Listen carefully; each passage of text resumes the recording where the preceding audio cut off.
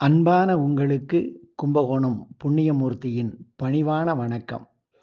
ஆணா இருந்தாலும், பெண்ணா இருந்தாலும் மனிதர்களுக்கு பொதுவா தேவைகள், அது பொதுவான தேவைகள் எல்லாருக்கும் ஒரே மாதிரியா தான் இருக்கு.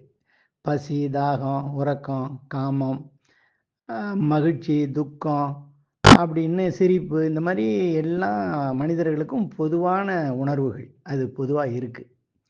இதில வேற சிறப்பு அப்படின்னு பார்த்தோம்னா, தனியா அத நம்ப பிரிச்சு எடுக்க வேண்டியா இருக்கு. இது பொதுவா இருக்கு. இது அந்நில இன்னொன்னு இருக்கு அப்படின்னு ஐயா வள்ளுவர் சொல்றாங்க நமக்கு. என்ன சொல்றாங்கன்னு கேட்டீங்கன்னா, அவருடைய 1012வது குறட்பாவுல ஐயா சொல்றாங்க, "ஊன், உடை, எச்சம் மாந்தர்க்கு வேறல்ல. நாணுடைமை மாந்தர் சிறப்பு" அப்படின்னு சொல்லியிருக்காங்க. பாருங்க. இந்த ஊன், உடை, எச்சம் அப்படின்னா, இந்த உணவு, உடுத்திக்கிறது, இந்த எச்சம்னு சொல்ட்டாங்க. அதாவது மற்ற மற்ற அனைத்தும். எச்சம்னா மீதி உள்ள எல்லாம். எல்லாருக்கும் இது பொதுவானது தான்ப்பா.